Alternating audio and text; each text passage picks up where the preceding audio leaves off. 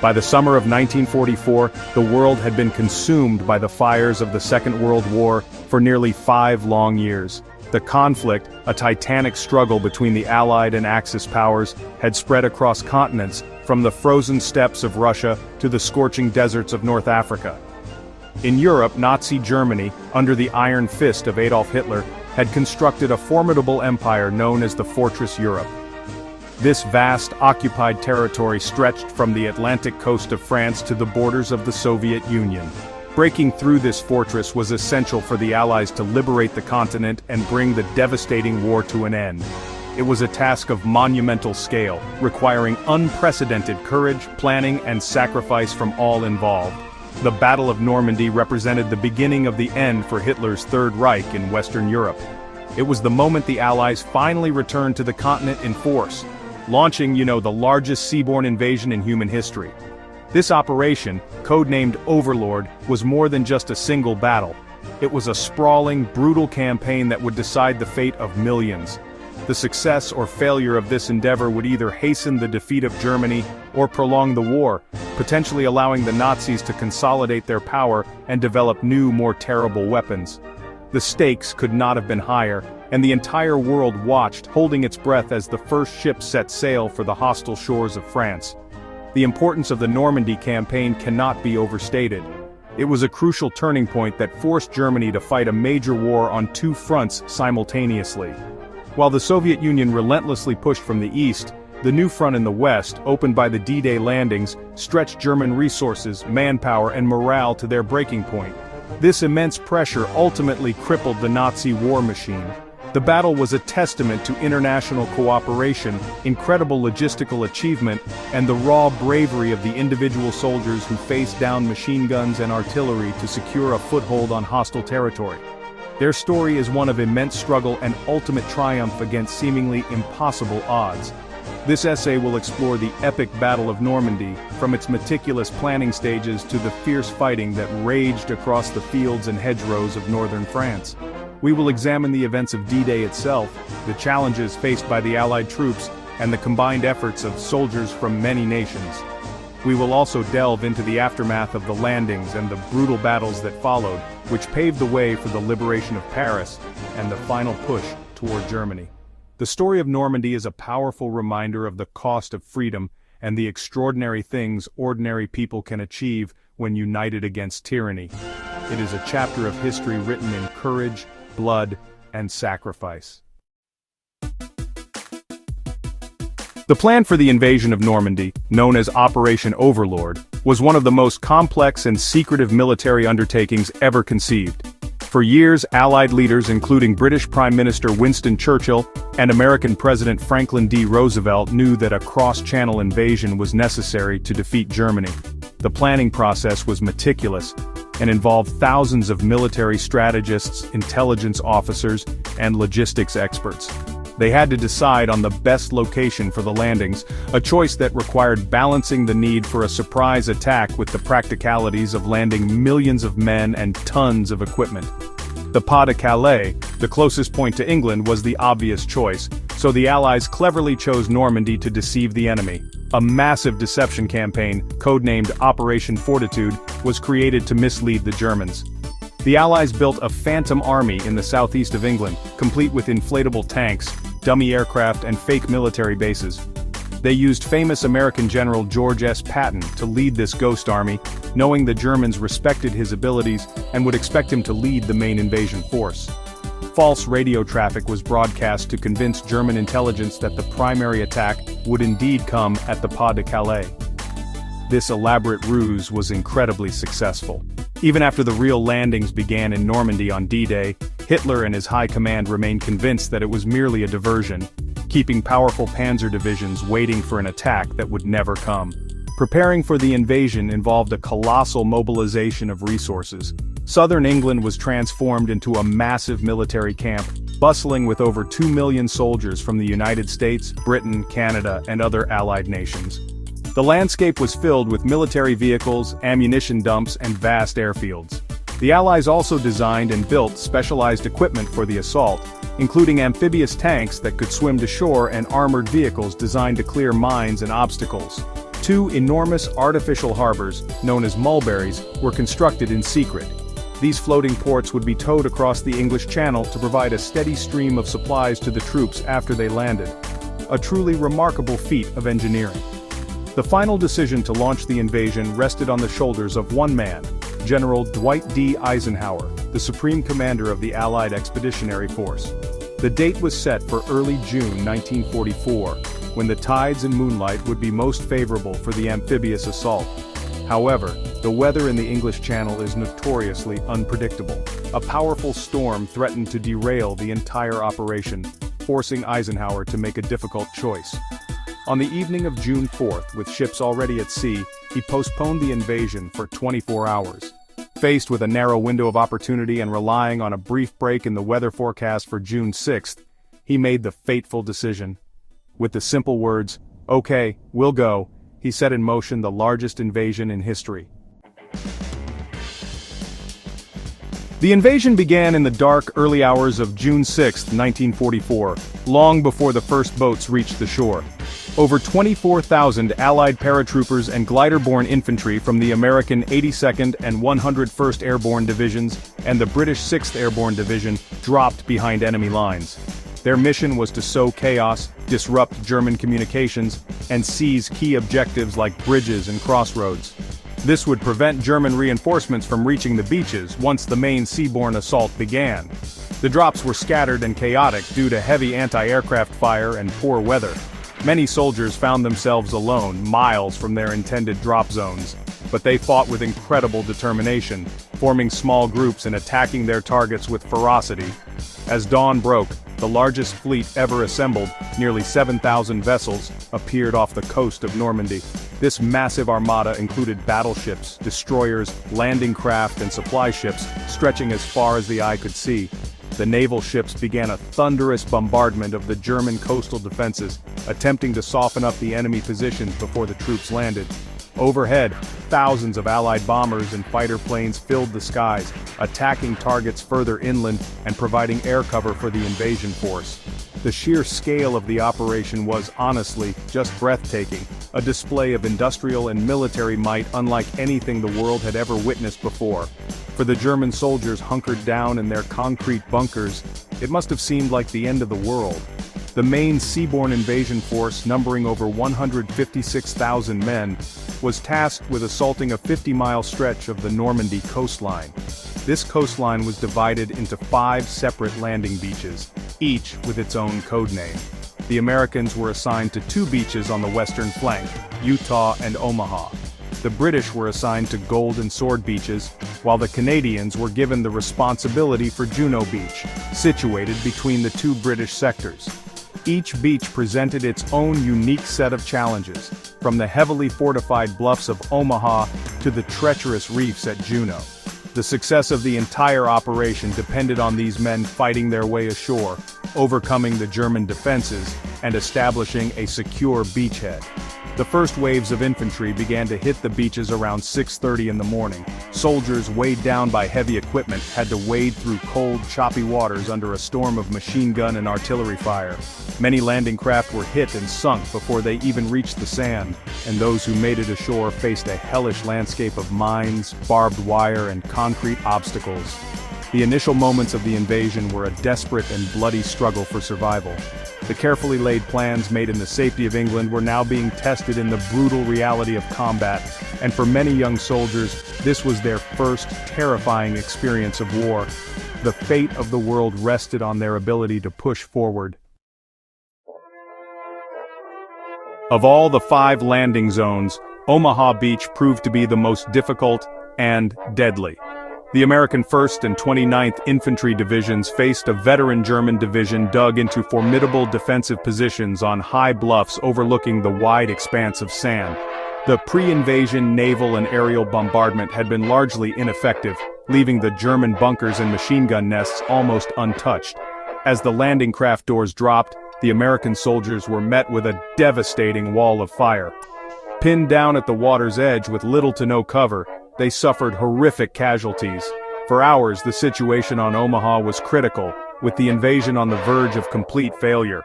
It was only through the incredible bravery of small groups of soldiers and junior officers who took the initiative to rally their men and lead assaults up the bluffs that a foothold was finally gained. In contrast, the landings at Utah Beach were far more successful. Due to a navigational error caused by strong currents, the American 4th Infantry Division landed about a mile south of their intended target. This mistake turned out to be a stroke of luck, as this section of the beach was much more lightly defended than the planned landing zone. The troops were able to get ashore with relatively few casualties and quickly began to push inland to link up with the paratroopers of the 101st Airborne Division. The Assistant Division Commander, Brigadier General Theodore Roosevelt Jr., the son of the former president, famously walked the beach with a cane, personally directing units and inspiring his men with his calm and courageous demeanor under fire. The British and Canadian forces at Gold, Juno, and Sword Beaches also faced stiff resistance, but they were better supported by specialized armored vehicles known as Hobart's Funnies. These included swimming tanks, flail tanks for clearing mines, and bridge-laying tanks, which proved invaluable in overcoming German defenses. At Juno Beach, the Canadian 3rd Infantry Division fought their way through heavy machine gun fire and concrete obstacles, suffering significant casualties in the initial waves but ultimately pushing further inland on D-Day than any other Allied force. At Sword Beach, British commandos, led by Lord Lovat, who brought his personal bagpiper with him, advanced to relieve the paratroopers holding the vital Pegasus Bridge, a crucial link they had captured in a daring glider assault hours earlier. By the end of June 6th, the Allies had achieved their primary objective. They had successfully landed on all 5 beaches and established a foothold in Normandy. However, the cost was immense. It is estimated that the Allies suffered over 10,000 casualties on D-Day alone, with more than 4,400 confirmed dead. The beaches were scenes of chaos and destruction, littered with wrecked vehicles, discarded equipment, and the terrible human cost of war. The longest day was over, but the fight was far from finished. The narrow beachheads were still vulnerable to German counterattacks, and the brutal battle for Normandy, a grinding campaign to break out into the French countryside, had only just begun. Securing the beaches was only the first step. The next, and arguably more difficult phase, was the battle to break out of the coastal region and liberate Normandy.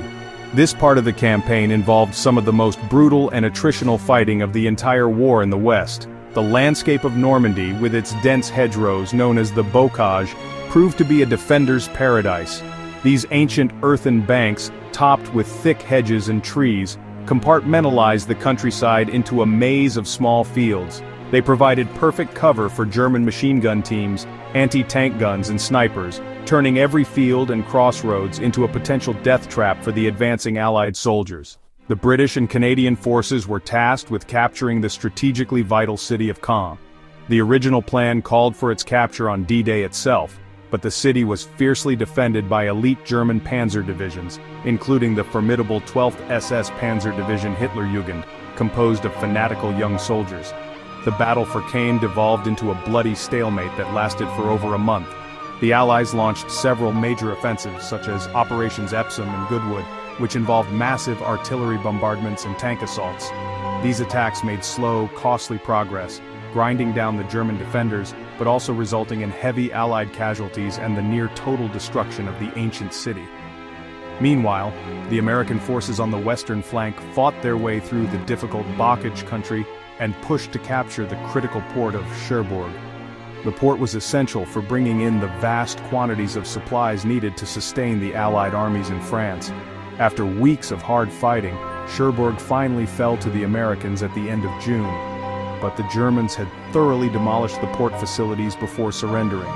It took engineers weeks to repair the damage and make the port operational. The fighting in the Bocage was slow and frustrating, with progress measured in yards rather than miles, as American infantry had to develop new tactics to overcome the well-entrenched German defenders. The breakthrough finally came at the end of July with Operation Cobra. Led by American General Omar Bradley, the plan involved a massive carpet bombing by thousands of Allied heavy bombers to blast a hole in the German lines west of St. Lo. Following this devastating bombardment, American armored divisions poured through the gap, shattering the weakened German defenses and finally breaking out of the Normandy hedgerow country. This breakout was a turning point in the campaign, unhinging the entire German defensive front in Normandy and leading to a rapid advance across France. The war of attrition was over, and a war of movement had begun. The success of the Normandy campaign was, honestly, a testament to the power of international cooperation. Soldiers, sailors, and airmen from more than a dozen different nations came together to form the Allied Expeditionary Force. The primary ground forces were American, British, and Canadian, but they were supported by significant contributions from Free French, Polish, Belgian, Czech, Dutch, and Norwegian units. This diverse coalition was united by a common goal: the liberation of Europe from Nazi tyranny. Despite cultural differences and, the occasional disagreements among commanders, the level of integration and shared purpose achieved was really remarkable and absolutely essential for defeating a determined and experienced enemy. On the ground, soldiers from different countries often fought side by side, learning to rely on one another. For example, British and Canadian forces held the eastern flank of the beachhead around Caen, drawing the bulk of the German armored divisions toward them. This crucial and costly battle of attrition pinned down the most powerful enemy units, preventing them from being used to crush the American forces on the western flank.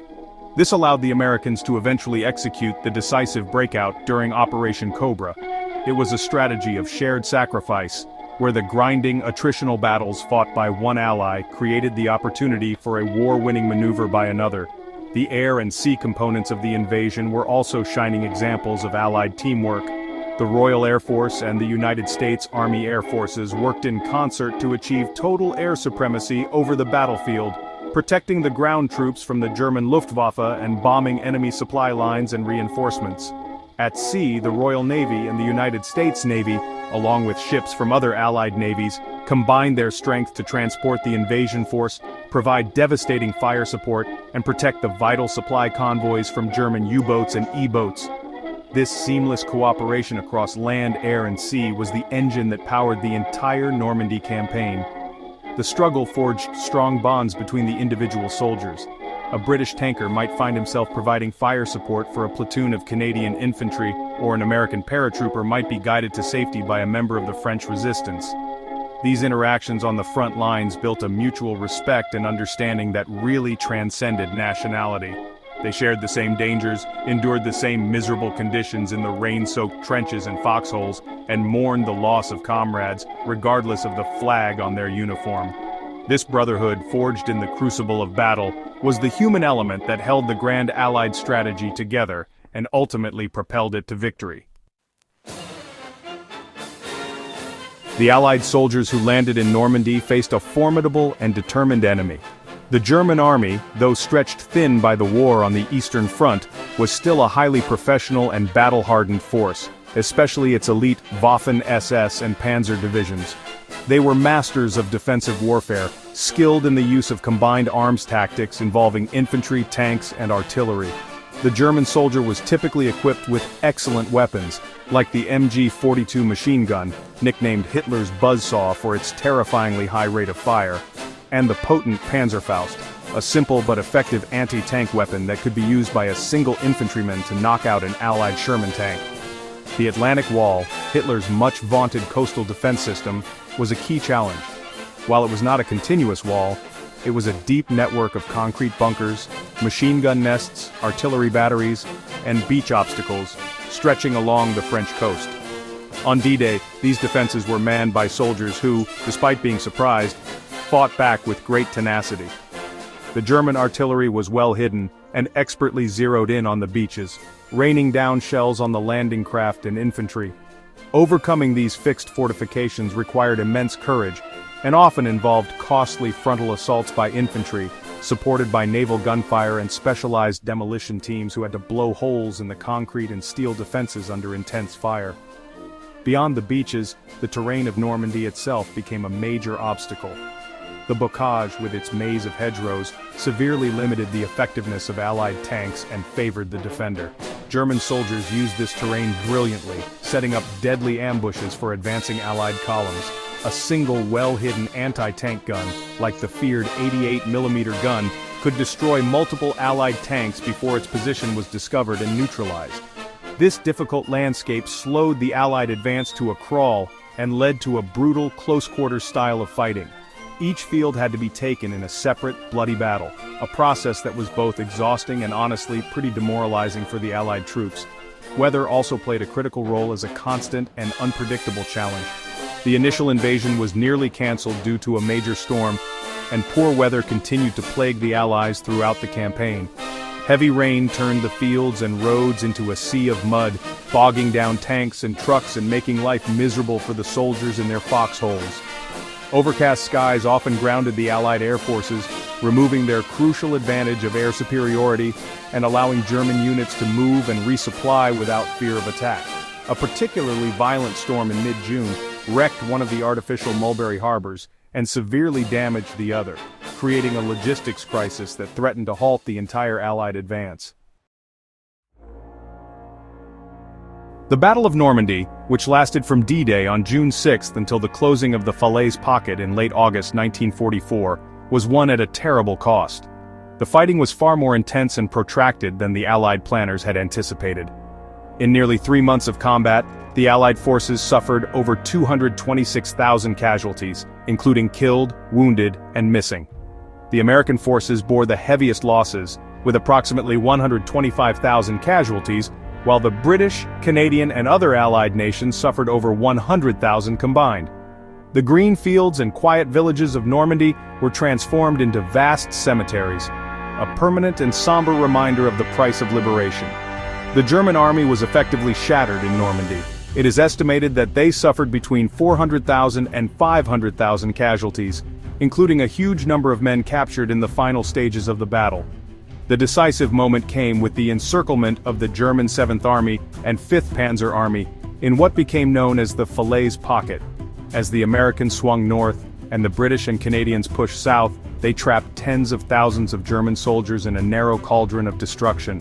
The escape route was relentlessly pounded by Allied artillery and aircraft, turning the area into a horrific killing ground littered with the burnt-out wreckage of thousands of vehicles and the bodies of men and horses. The people of Normandy, the very people the Allies had come to liberate, also paid a heavy price. The intense fighting and heavy Allied bombing aimed at disrupting German communications and destroying fortified towns resulted in the deaths of approximately 20,000 French civilians. Entire cities such as Caen, Saint-Lô, and Le Havre were reduced to rubble.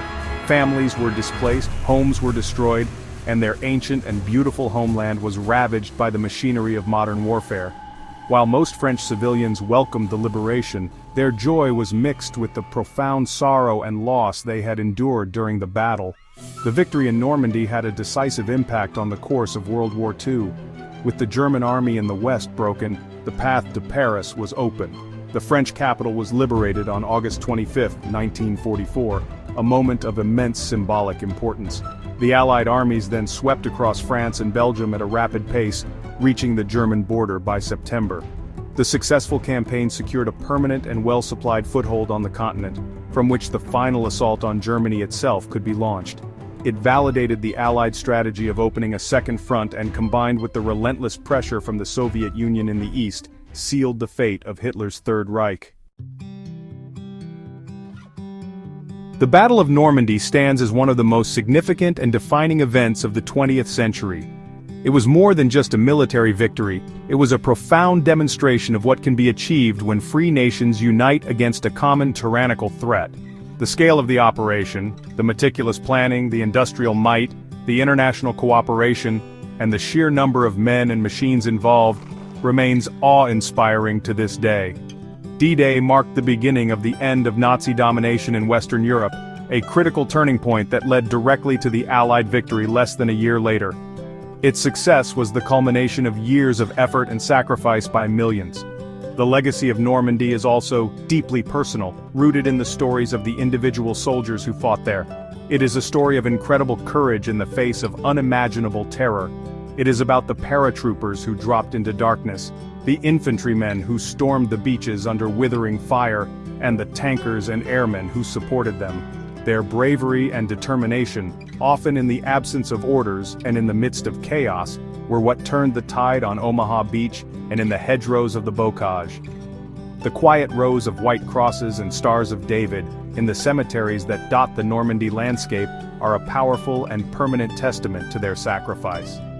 Studying the Battle of Normandy offers timeless lessons about strategy, logistics, and the human cost of conflict. It highlights the importance of deception, innovation, and overwhelming force in modern warfare. It also serves as a stark reminder of the brutal reality of combat, a reality that is often sanitized by time. The fighting in Normandy was not glorious. It was a desperate, grinding, and bloody affair that took a heavy toll on everyone involved, including the civilians caught in the middle. Remembering this reality is essential to understanding the true nature of war and the immense value of the peace that was so dearly won. Today, on August 26, 2025, more than 80 years after the landings, the story of D-Day and the Battle of Normandy continues to resonate.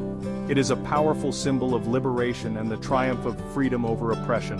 The beaches, once scenes of carnage, are now peaceful shores visited by people from all over the world who come to pay their respects and to try to comprehend the magnitude of what happened there. The legacy of Normandy is not just a chapter in a history book, it is an enduring reminder that freedom must sometimes be fought for, and that we owe an immeasurable debt to the generation that answered the call on that fateful day in June 1944.